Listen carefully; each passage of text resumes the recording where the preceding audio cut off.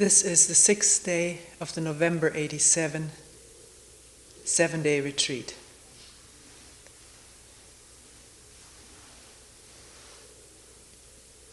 Several questions have come up in meetings, probably more than we can go into in depth this morning, but I will mention them anyways.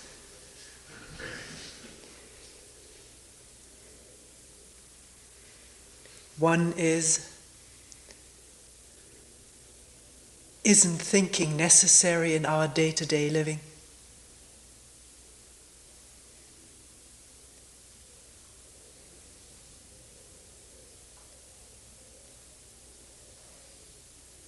So we will look at that and look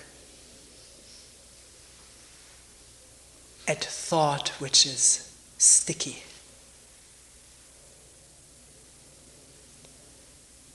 Another question concerned partial awareness. Is there such a thing as partially being aware partially?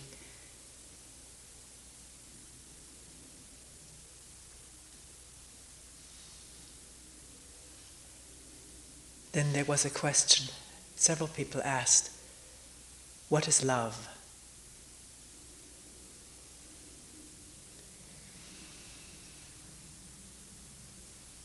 Is there any place for love in this work?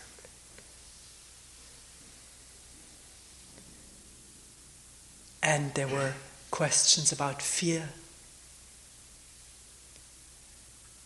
and the fear of dying, fear of death.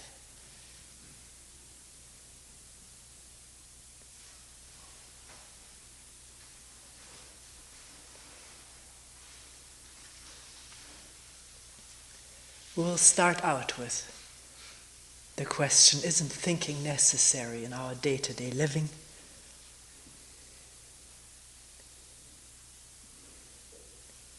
One wonders, where does such a question come from?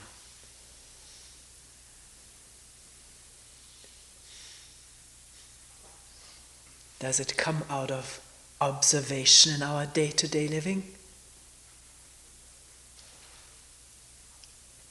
Or does it come out of the assumption that thought is bad, there shouldn't be thought?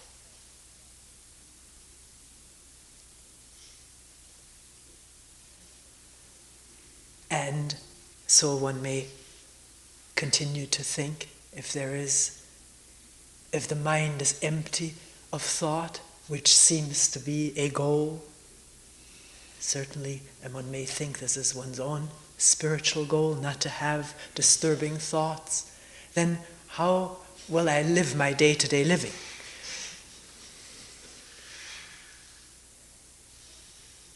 We do have enormous amounts of assumptions. Some more available to us than others. Others are very tacit, very subliminal assumptions, particularly if we have gone through spiritual training, where there seems to be a quite universal demand about cutting thoughts.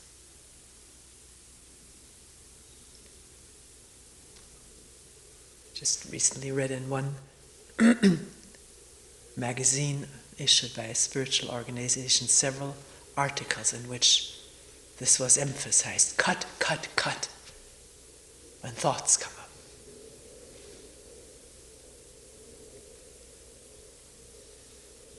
Or don't get involved in the complexes of thinking, just this.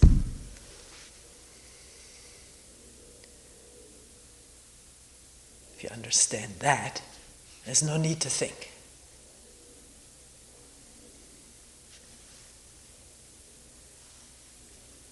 And one may find if one, for many years, has trained in that way, that sort of the thinking atrophies in a way.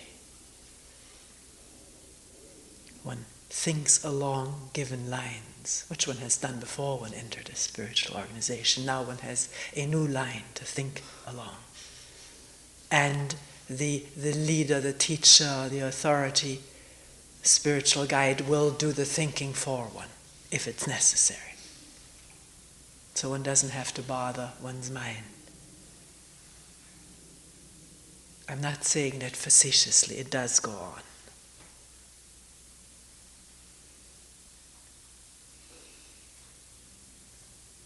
One knows oneself, one asks questions and expects answers. Questions which one can explore oneself. Not that it isn't helpful and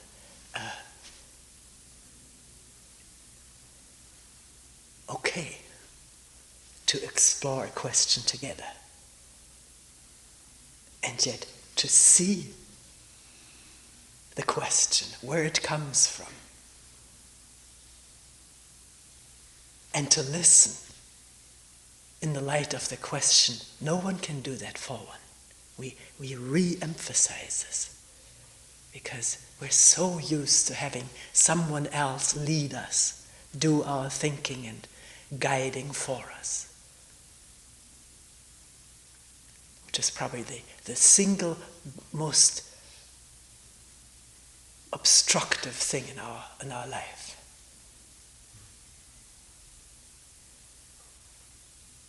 Relying on someone else, and therefore not the openness, the innocency of looking and listening oneself.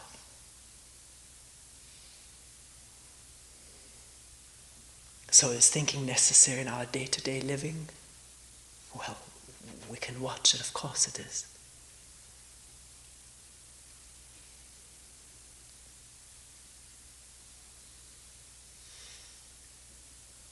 We wouldn't find our way into the kitchen if we didn't have memory of how to get there. And that memory does not need to be prompted. It's there when the bell rings. Or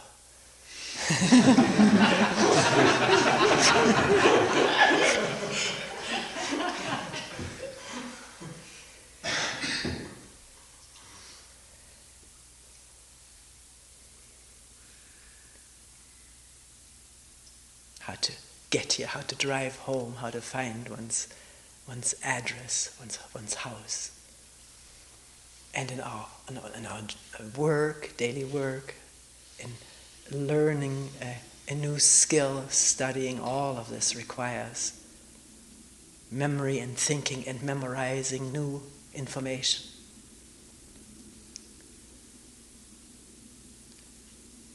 I personally feel it is important to be aware of what is going on in the world, close to one's home as well as in distant areas. To be aware what we human beings are involved in, enmeshed in, worldwide, close at home and all over the globe. Not to see it with an axe to grind or to prove something that one has already concluded, but to look freshly all the time and to not be opaque within as one watches the news, or a news in depth documentary of the past, of a past war. So to not just watch or read what is happening out there, but simultaneously be transparent to what goes on within oneself. In this closest and most intimate of all laboratories that's available to us, our own thoughts and feelings and emotions and conflicts, upheavals, turmoil, and so forth, to be intimate with it. Open to see what goes on in oneself, not hesitant or fearful to discover the truth of one's moment-to-moment thoughts and feelings and turbulence, conflicts, contradictions, because they are what makes up the turbulence and contradiction and conflict in this world, and vice versa. If that transparency and that openness to what is happening, not from a point of view,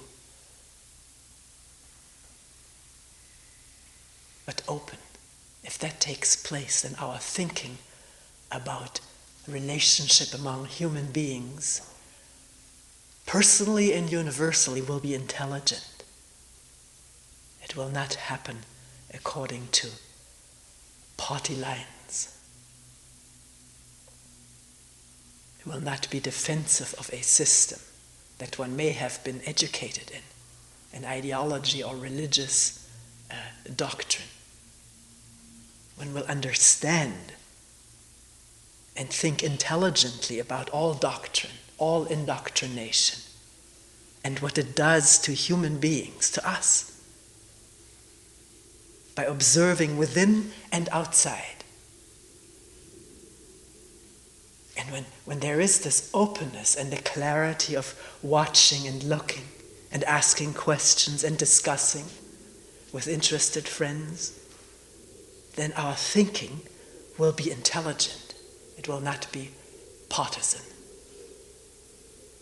distorted,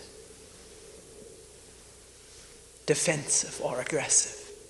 It will reflect what is actually happening.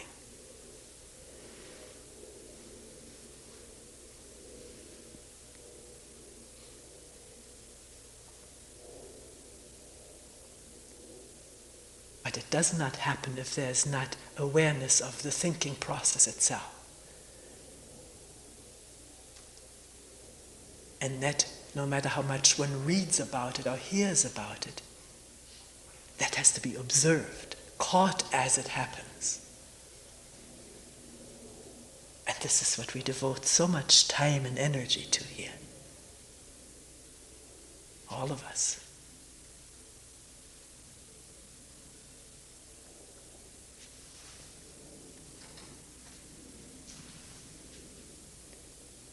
When the mind is open, not closed in opinion or defense or fear, but open to listen and to think and to look, then one can discover that certain thoughts do not close up the mind.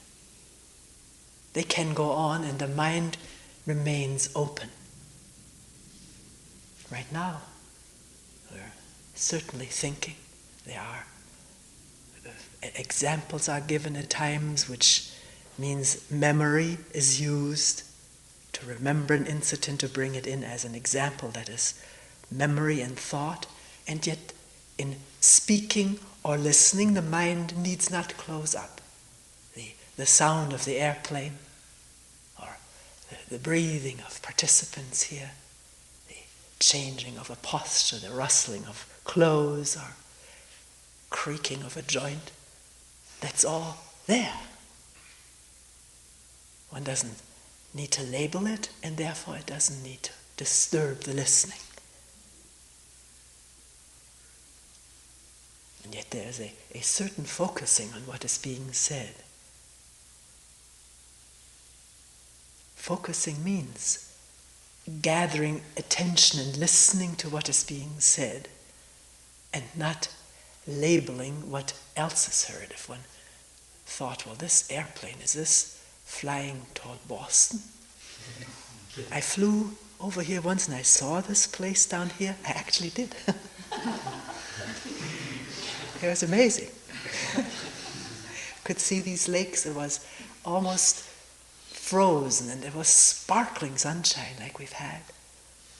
And usually I have an image of not having any idea about geography and direction and where I am. But when I looked out there, that image must not have been there, because something was recognized which looked like Hemlock Lake, and sure enough it was that. One could see these lakes like fingers. That's what they're called.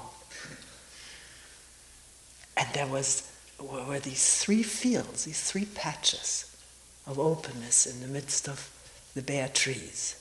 The house was not visible, we were too high. So, coming back, the hearing airplane will one think, is this the plane to Boston? And get involved in the memory and how nice it was and the beautiful sight and the lovely colors, then one cannot also pay attention to listening.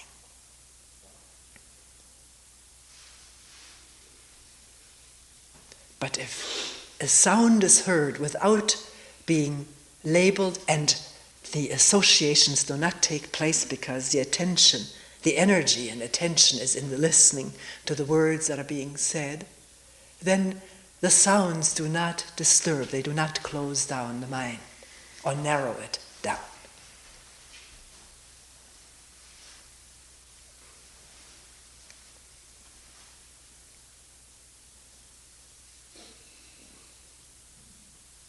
The mind does get almost instantly closed up or narrowed down when there is what we call sticky thought about oneself, one's pains or one's hopes, one's desires.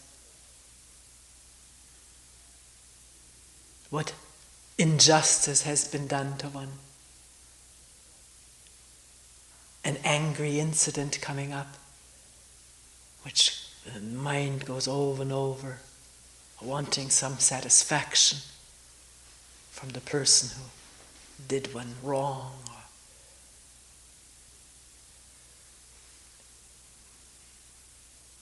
Thought in which the self is threatened or wants to maintain itself, prove itself, or aggrandize itself. Those thoughts do not allow for an open mind. All the energies and emotions are so intense and absorbing that the outside doesn't seem to exist anymore. Neither the awareness of the process itself, or can that dawn at any moment. Can one wake up in the midst of sticky thoughts which close down the mind so that the bird is not heard? Of course one can wake up. And waking up can happen at any moment. It happens on its own. It's unfathomable.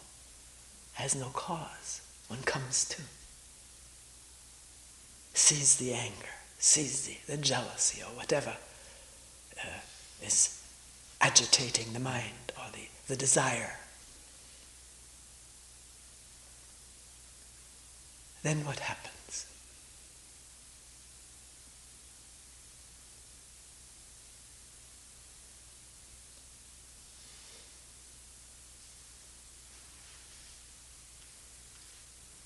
People often tell me, I don't like to look because it's too painful what I see. It's too ugly.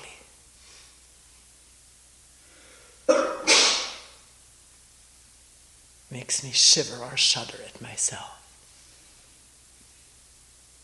And with that one withdraws from looking. Maybe in a moment of awareness and then the mind going off on some other track. Why this fear of looking at oneself? Why this revulsion?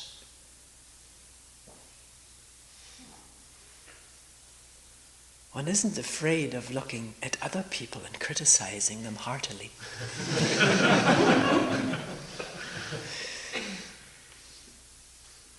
Actually, I think to the extent that we hate to do it in ourselves, we are that much more engaged in criticizing and analyzing others, finding fault with what we observe in others.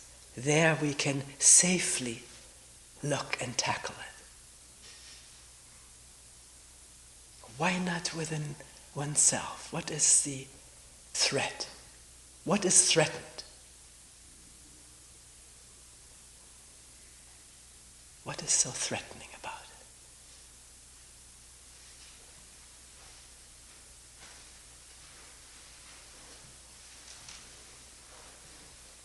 it? Let us take the hypothetical case that we had no ingrained image about ourselves, how we should be, which we have nurtured and thought about and has been inculcated into us for years and years.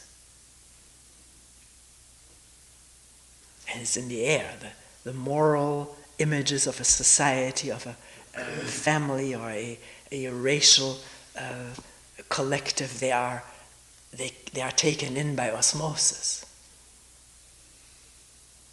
Those standards and images, how one ought to be, are there in us, in our memory.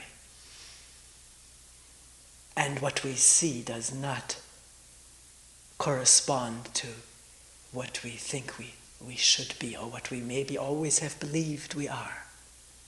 We can so deceive ourselves. A strong image about what we are like distorts our vision or ignores.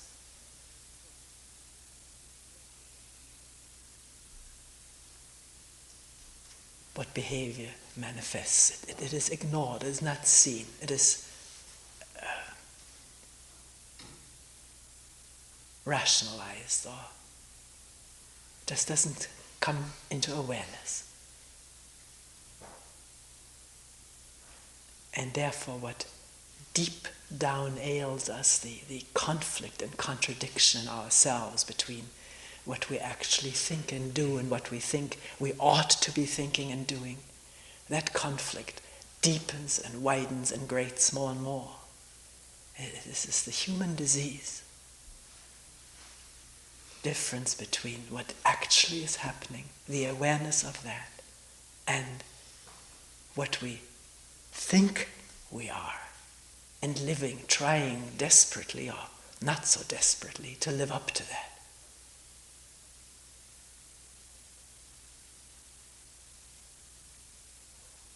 It is so fraught with emotion too, because when we're little, we're chided, reminded, reprimanded, punished. If an adult was treated like we treat children in this respect, we would explode. Well, children explode too, but even that they're often not allowed to do. Constantly being told what to do, what not to do. This is right, this is wrong. By us parents who may do the same things and not be aware of it.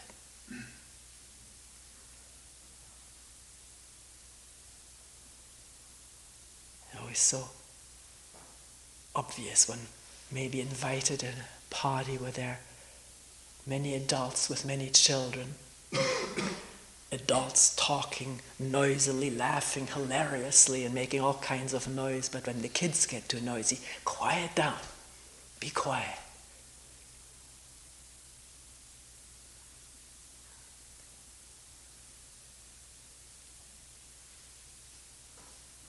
And sometimes not so gently. Children are reminded once or twice, and then they are sent to their rooms with a noisy command, being yelled at to be quiet. We don't notice these things until we begin to notice them.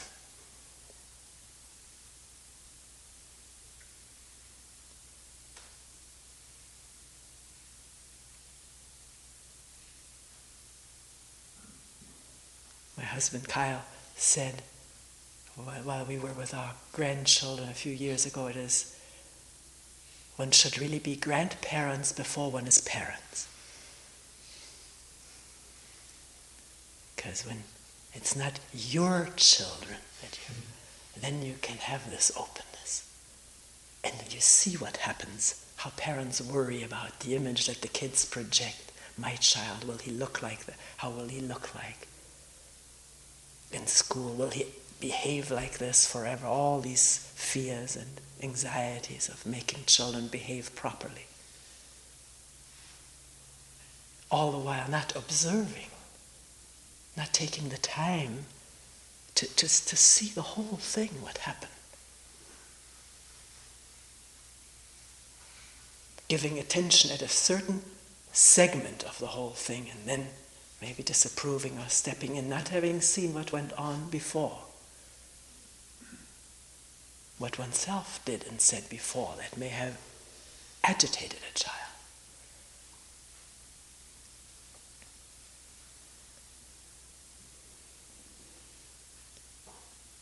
So we're coming back to wondering whether it is not possible to see oneself, even if it is painful, to look at what is revealed in awareness, if it is painful or frightening or ugly.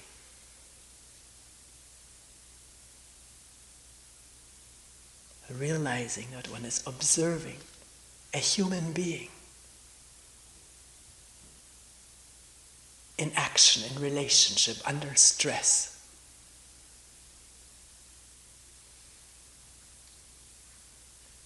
It's not necessary to immediately identify and say, this is me and I should be that way. Then the trouble starts, the difficulty begins, and one will ignore or escape.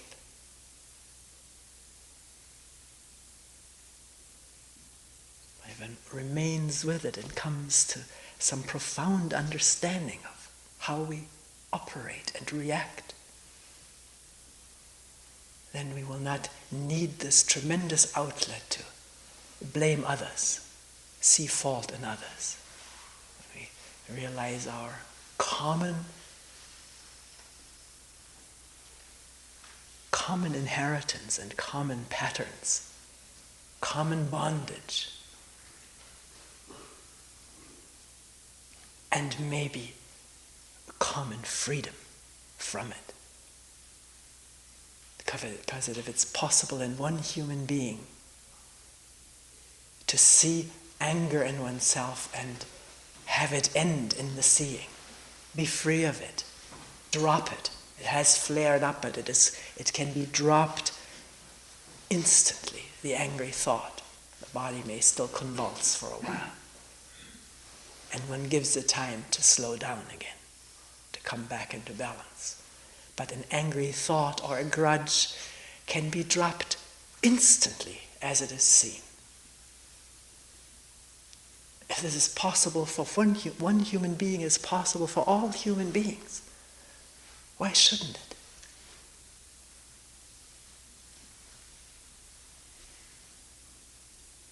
At least one cannot assume that this is for an elite. Then one is stuck with a new idea.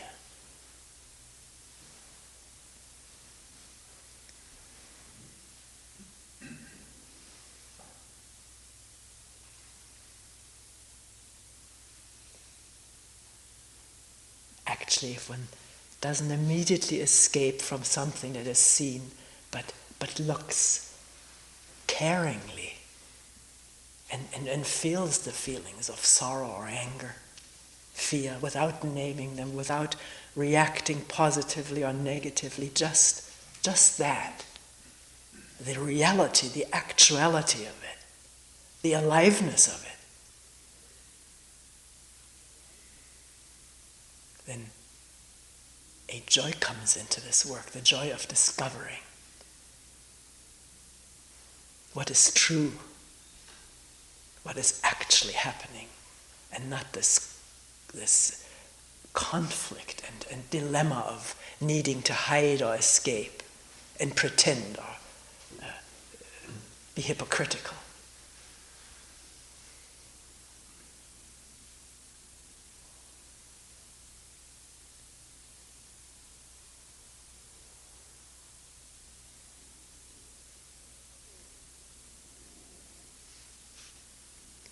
Maybe we can leave that and go on to the next question, which was about whether there can be partial awareness. or whether a lot of the awareness that we seem to experience is partial awareness.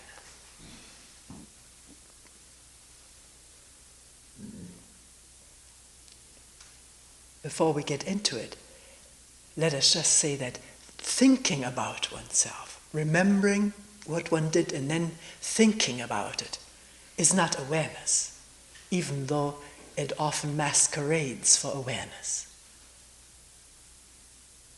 One may think very honestly and perceptively, as we say, about oneself, be able to analyze it very astutely,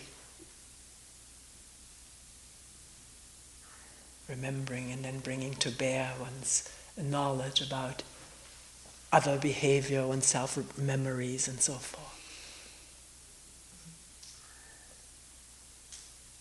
But it's not awareness, it's thinking and analyzing. Which reminds me, using this as an example, once taking a walk with a psychoanalyst, a close friend, who was telling me about some recurring problem that we both had witnessed. We were together at the time. A recurring problem that this person had in relationship. And in taking our walk together, she was analyzing very honestly and non-defensively how this comes about, this clash of in the relationship, this repetitive clashing.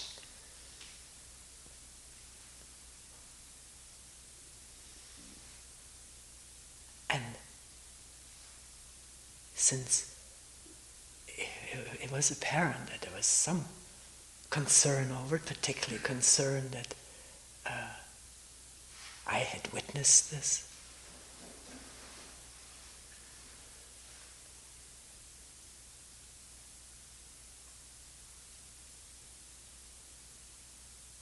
I think this is why she was explaining how it happened. And at one point I asked, would it be possible to see this as it happens, because it happens over and over and over again. Just be aware of it as it happens. Not analyzing it afterwards, but seeing it at the moment. She said, instantly, I don't want to use my energies that way. That was an amazing response.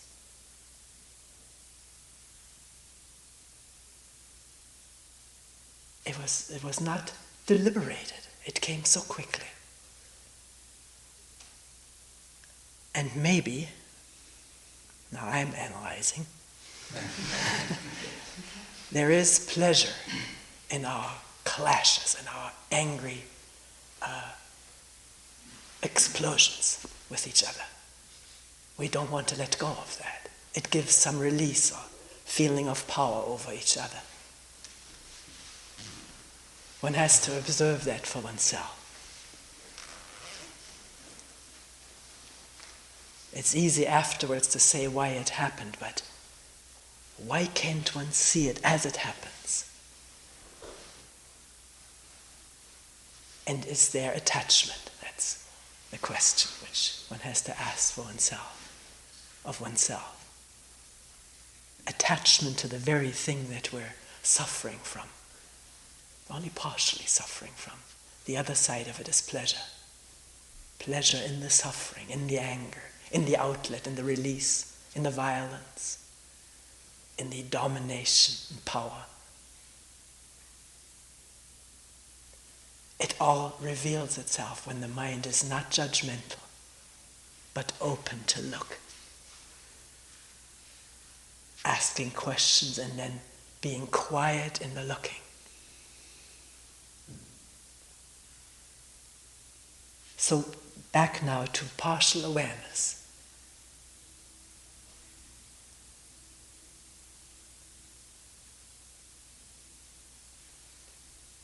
I think is a very worthwhile inquiry, whether as one feels there is awareness of something, whether the mind is really open to the whole situation.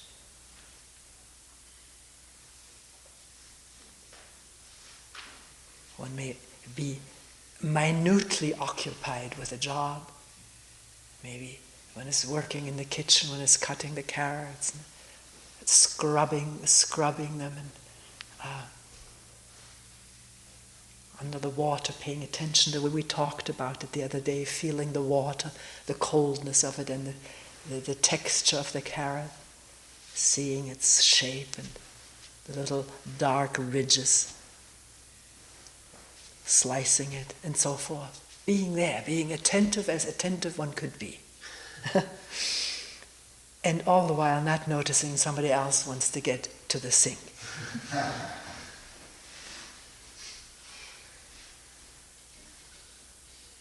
So there can be careful, minute attention, but on a very small, limited stage.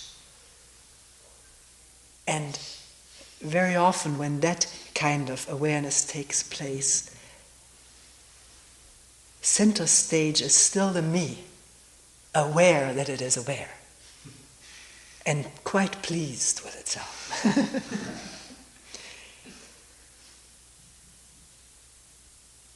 There's an image there of oneself being aware or being paying attention. Paying attention, all right, to this thing, but not in a broader sense, in which there is no image to hold on to. The image can be seen and let go of. It goes if it's seen, because if it's seen seen for its partiality, for its narrowness and stickiness. It's darkness. And when the self-image goes, or with its commands, you must be attentive, you must be aware, when that goes, it's seen and understood and it doesn't continue, then the world opens up. There's the sky again. And all the people next to one.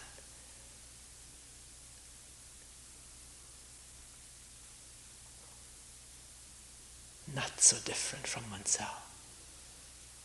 Much more alike than different.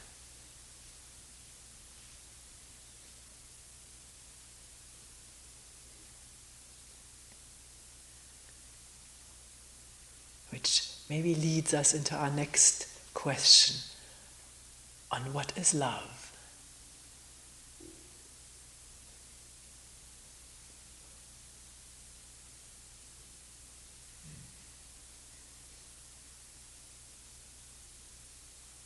Is there any love in this work? Somebody asked. Being involved in discovering about oneself. And often the despair.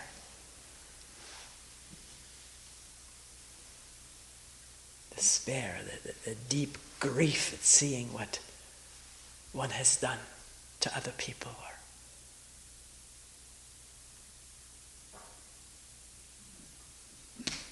how hurtful one's violent emotions have been in the past, maybe just a moment ago. And a real feeling of despair often, or frustration. Sometimes hopelessness. Will this ever change?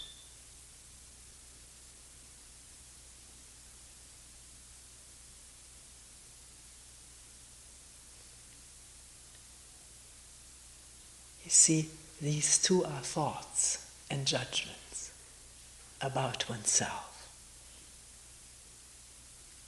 Why can't there be just seeing?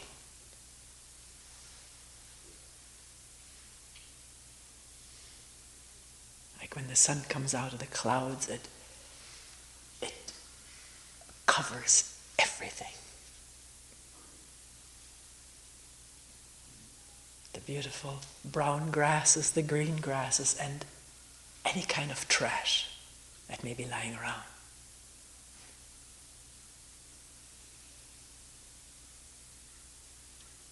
It's equally lit up. No differentiation there, discrimination there. And actually an awareness which is not beset by immediately judging, the me coming back and judging, this is bad, this is good, this is ugly, and so forth. Awareness is of the same nature, of the same essence. It is non-judgmental. It just illumines what's there.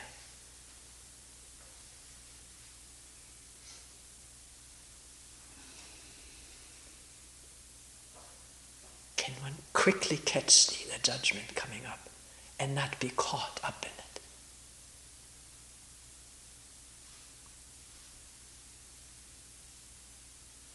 So that there is no duality in the seeing, no owner of these behaviors, no possessor of the anger or sufferer of the pain.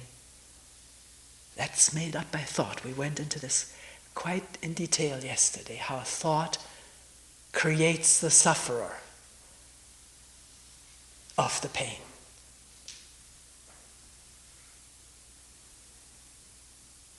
In reality, in truth, there's just the pain, and that is not the word either. It's not the concept, the idea, it's what it is. What is it? Without words, without any duality, no one there, just what's there. No thought about me being this way or that way. That divides instantly. And there's no more sun, no more light. And there's only our prejudices and fears and opinions and standards,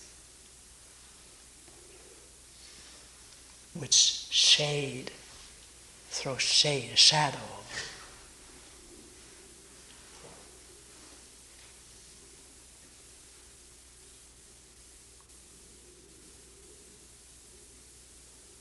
So the question is really, isn't it, whether this constant self-centeredness or self-enclosing, this ongoing enclosing oneself with one's self-image and its needs and fears and so forth, whether that can end in the light of awareness, so that there's just what is, with no duality, no owner, no sufferer, no wanter of something different. Those thoughts, as they come up, are seen, are spotted, and dissolve like snow on a warm blade of grass.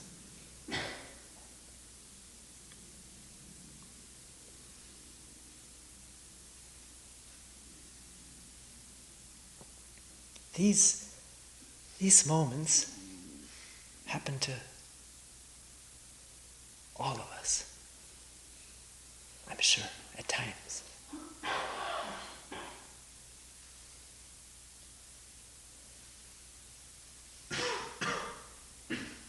A moment when there is no feeling of conflict, there is no feeling of standing against anything. They're just being the vast expanse of what is there, including what is happening in this chunk of life, which is part of the wholeness of life.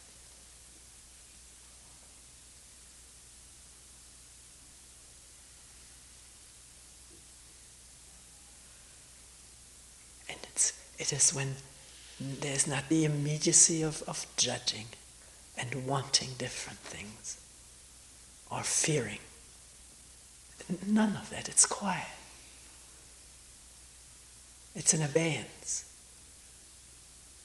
There's the energy is gathering in awareness, in attention, in not knowing what's right or wrong. Not interested in right or wrong, just interested in being there. In that state, one may find the welling up of love.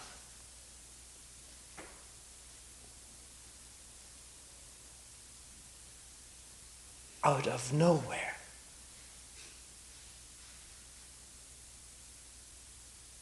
And belonging to no one. Because belonging and owning is thought, self-enclosing thought. But lovingness, has nothing to do with thought. It has nothing to do with possession.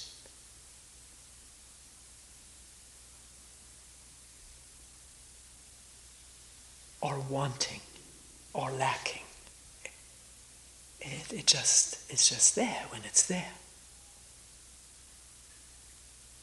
And it spreads like the sunshine. It covers.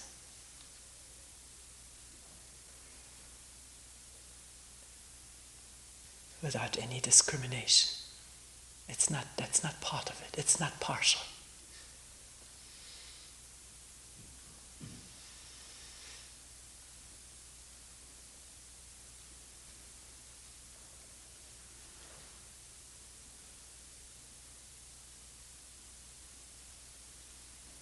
And I don't think it could ever do harm.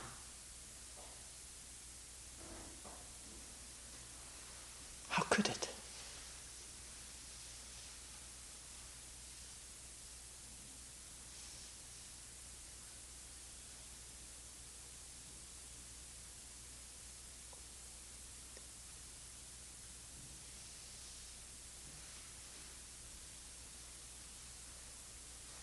Because it is not self-enclosed.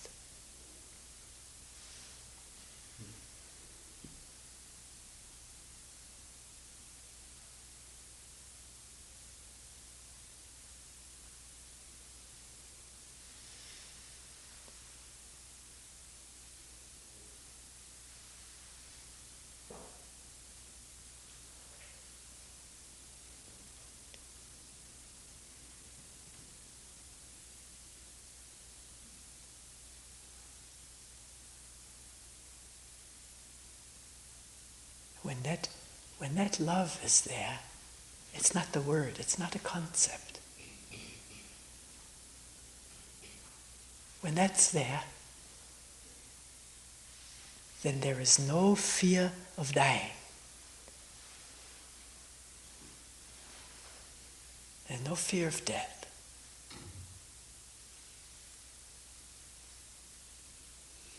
There's no fear.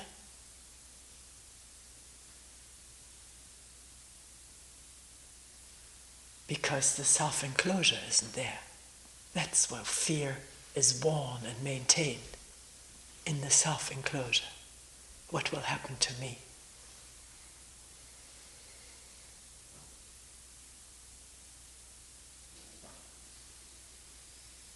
Fear is born out of the attachment to somebody or something. It even gives rise to the attachment. Fear of being lonely.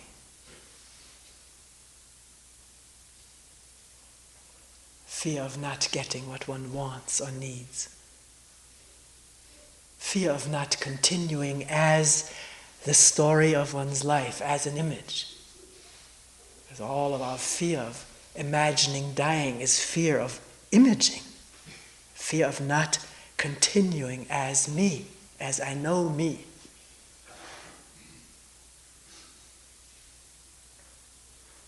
So fear and self are wedded. They are inseparable. Where there's a feeling of self, there's fear. There's also pleasure.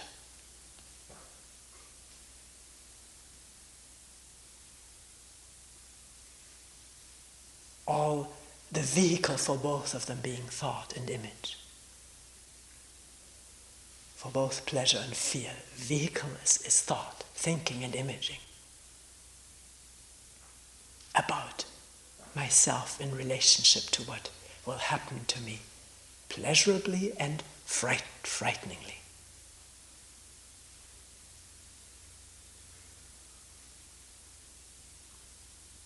When there's no self-enclosure, when the self-image is quiet, it's not there, one can even say there is a dying to it, then there's no fear.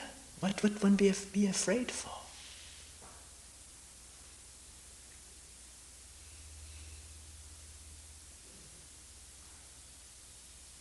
Can one look at these things?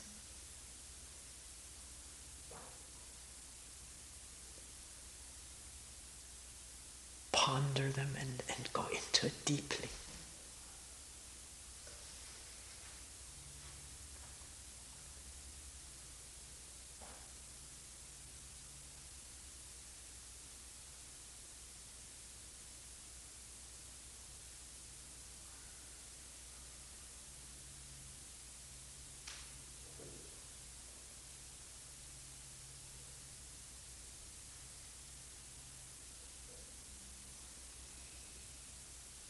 Dying to the idea of oneself, which is the creator of fear. Dying to the idea of oneself in seeing it, and the vanishing of that, that's being alive, isn't it? Then one is alive.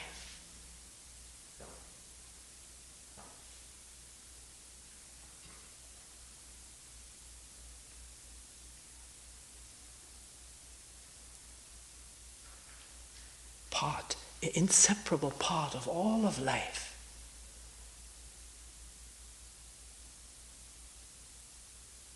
In which the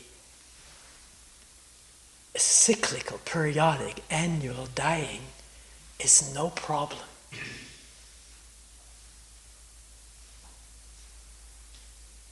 Not only no problem, but there cannot be a new shoot, a new leaf, a new flower, or blade of grass without an old one having ended.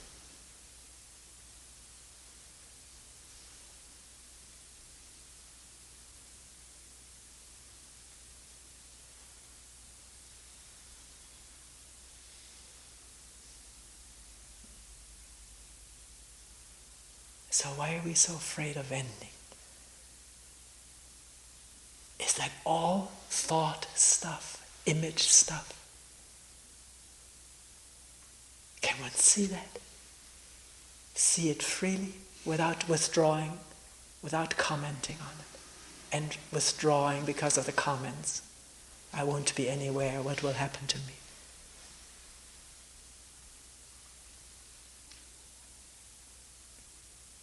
Actually, when one is not enclosed in this whole collection of images about oneself, then one is everywhere and nowhere.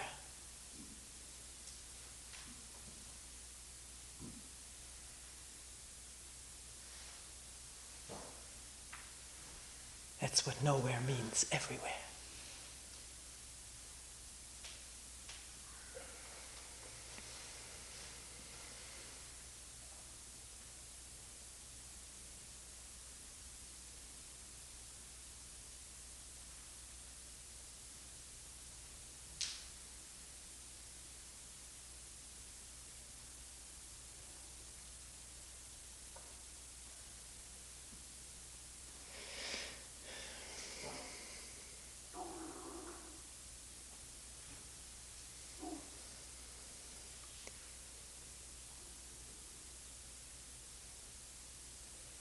We will end here for today.